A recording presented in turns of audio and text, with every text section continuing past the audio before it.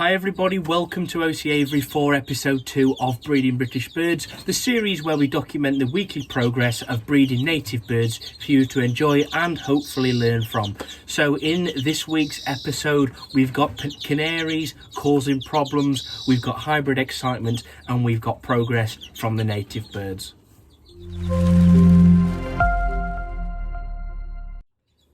Beginning with the Redpolls, we've had an awful lot of things going on this week. The Redpolls have been a lot more interested in going down to nest. It is still early, but what I have done is given them the nest size. They've got plenty of fake Christmas tree on the cage fronts. They've got a hang on the front nest pan, and inside of that they've got a cocoa wicker liner. It works very well, and we've bred them well doing that since last year. We had good results, and we've had good results in previous years using those, hence why I've chosen them for this season. Now what I have seen is them digging holes in the easy bed. Essentially they're digging out little hollow-ins and they're looking to nest. I've had them nest on the floor before, and it's not ideal. We want them to nest in a nest pan because we can take it out as we need to bring in chicks. And it's just a lot better than on the floor where they're going to obviously defecate and what have you. We don't want the chicks in a mess and any problems from there. So the Redpolls have been moving forward since introducing the nest pans. We've not had an awful lot happening. They're picking up material, don't get me wrong, they're going to the nest sites, but at the moment they're still messing. So I think it probably is a little too early for the nest sites, but I thought we'll put them in anyway because they have been showing interest, with several of the pairs of the 8 that we're going for this season. So fingers crossed we'll have something exciting for next week's episode from those guys. It's the green finches where most of the action is at with the native birds. We've got our 5 pairs of green finches in this set of flights. Well, we saw last week several of the pairs were building. Now what I can confirm is that we've got 2 pairs for sure with eggs. We've got a pair in flight 2 and a pair in flight 4. Both have eggs. One has 3 eggs, one has 2 eggs, so there's a day's difference, but they're both from my best 2 conch birds, the 2 young birds that we bred last year that I've done very well at the shows, this past season. So really good things from the green finches. It's great to see, and I'm really looking forward to seeing how we get on with these guys throughout the season. The hens are getting on well. They've been building up, so we've got 2 nice nests. We've got a further nest at the very end with one of the outcross cocks. They have built up. I don't believe there's an egg, I've not checked. In flights 2 and 5, in 3 and 5, there is more interest. They are building, they are carrying material, that's for sure, but they're still unsure. They're still messing, but it is pretty much early. Greenies will go to nest in March, April. Generally, you'll find for the first clutch. I expect within a week or so there'll be a lot more movement from those guys, but all good things with the green finches, which is a great news. For the remaining native birds, not an awful lot has happened. So we've got the hawfinches. The hawfinches are not really interested at the moment, but it is early. Hawfinches generally will go down at the beginning of May. At least this pair, for the previous breeders, he had them go down every year at the beginning of May, so that's what I expect. Sort of beginning of May they'll look a bit more interested than they are now, and of course we are continuing to feed those a diet of various live foods, so calci worms, wax worms, mealworms, all sorts of things like that, and we'll cover that and talk a bit more about that in next week's video about all the different varieties of live food that I'm going to be giving them. For the twites and the native bullfinches, remember that they are currently in the young bird shed. We're waiting on the completion of the little outdoor bird room we're working on, so they will be going down hopefully soon once we get those cages in for that, and they'll be outside. So hold the horses with that, and then still remember these guys will naturally go down in about May time anyway, so it's not, we're not holding them back really, but either way those natives are fine, and I think hopefully within the coming weeks, once they are paired up and into their breeding cages all set up with the nest sites and everything, hopefully we'll get some young twites and young bullies on the sticks. So it's the hybrids that are a bit more of an interesting one. The we've got excitement from them is the point, but obviously different things for different pairs. So we're doing bully hybrids this year. We've got 3 pairs, so I'm going to cover each pair. So the first we have is the lesser Redpoll with a native Bullfinch hen. That pair have built up. You saw that in last week's video as I teased what would be happening in this week's video. We have got 1 egg, single 1 egg. Now, she laid that egg about 4 days ago. I was cleaning the waters, I was sorting that out. I just thought, I'll have a quick look in the nest. I've seen that she's put some material in there. Anyway, there was an egg. I've gone in today, and 4 days later, it is still the only egg. Therefore, I think because it's a young hen, they will do things like that, lay the odd egg. So I'm not worried. Either way, we've got an egg from the Redpoll bully pair, so I'm very excited, and let's hope that that egg is full. Now, because she's not continuing to lay, she's not going to sit that egg. She showed no interest to it, rather than just continuing to build the nest. That's what she's been doing. So I've took the egg and I've put it under one of the feeder canary pairs. Now, we'll candle it in next week's video. Please, let's hope it's full, and it is what it is, and we'll see what happens. For the green finch with a native bullfinch, sorry, a Siberian bullfinch, a little bit early, that they're not too bothered at the moment. I've seen the hen picking up material, but that's as far as she's gone with that. There's no real effort to build, but it's still early. Remember, we're 2nd week in April, so I'm not worried.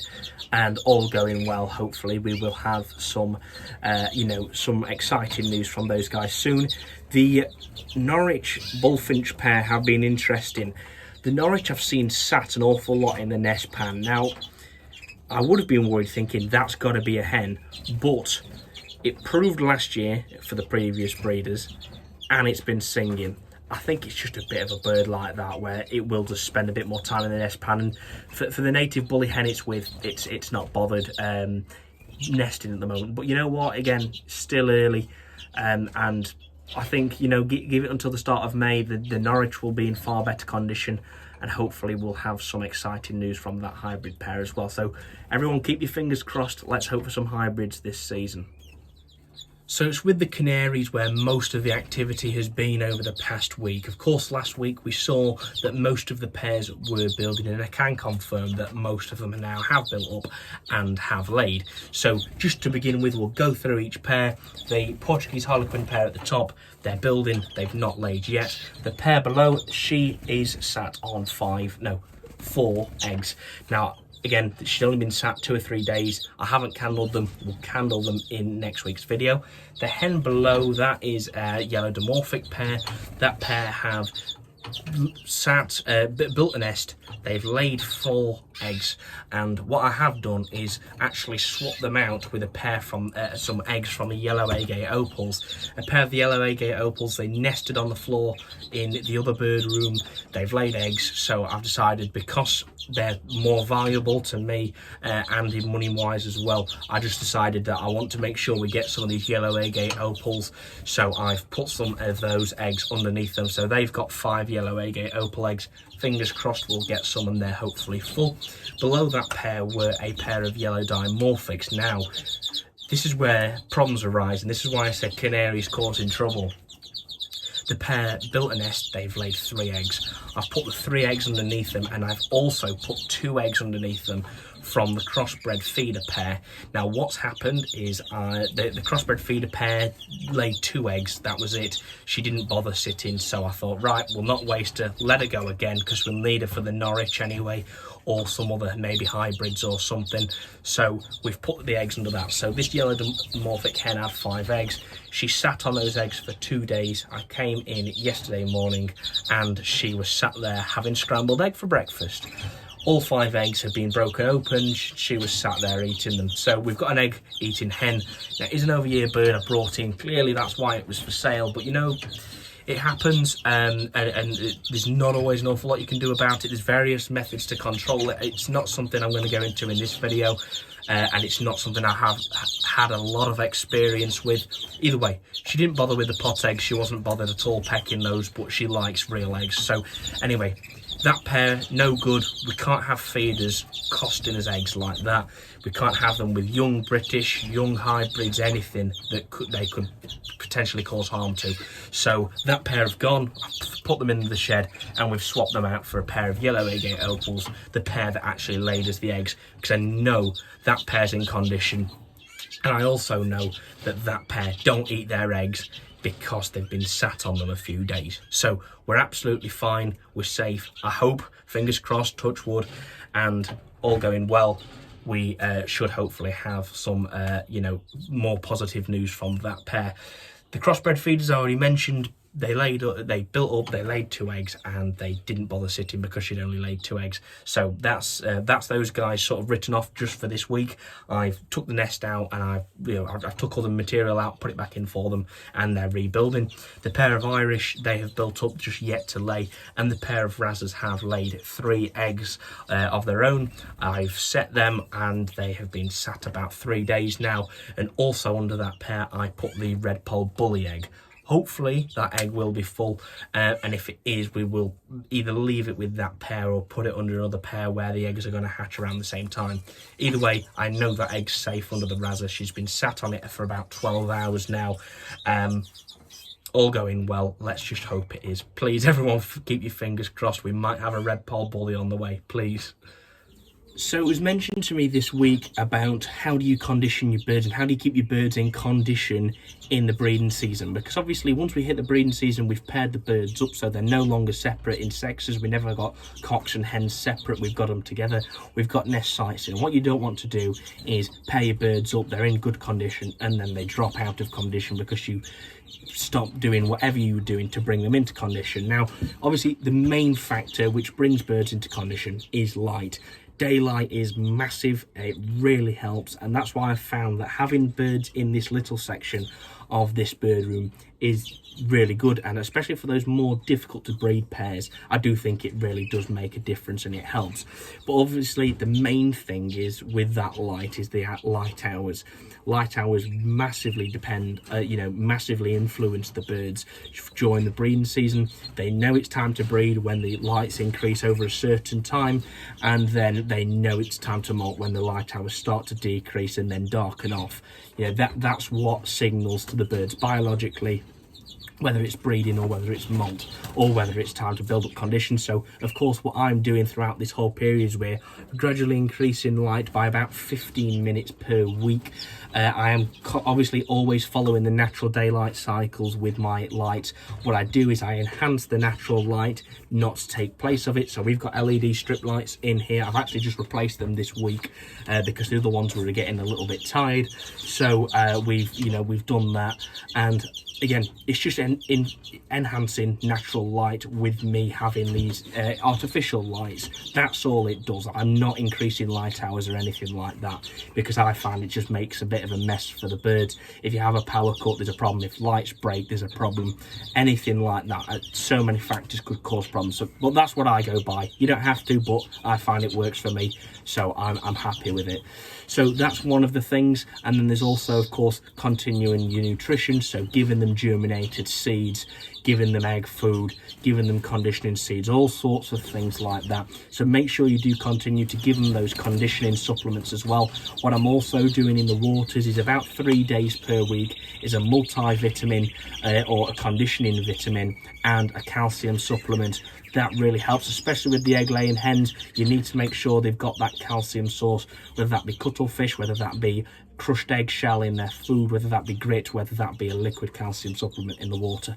Make sure you're giving them that calcium, otherwise you're going to have egg binding problems. You might have problems with birds having weak legs because of a lack of calcium going into the eggs, all sorts of problems. So make sure you do supplement it where you can.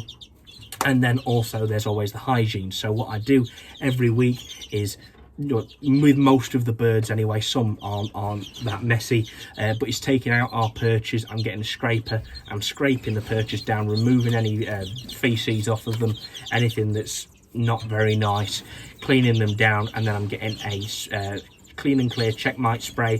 I'm spraying them on that, rubbing it in, and it's all good. So it's going to get rid of any mite that could be hiding in the ends of the perches, and it's also just going to make them clean, disinfect them, and it's all good for the birds' feet.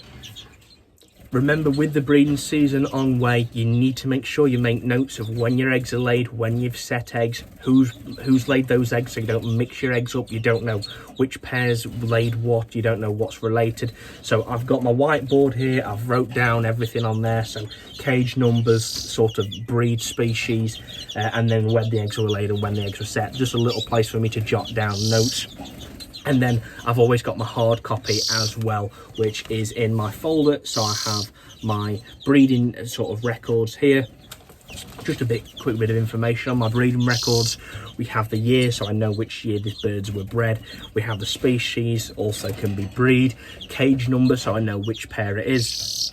The cock ring number and the hen ring number.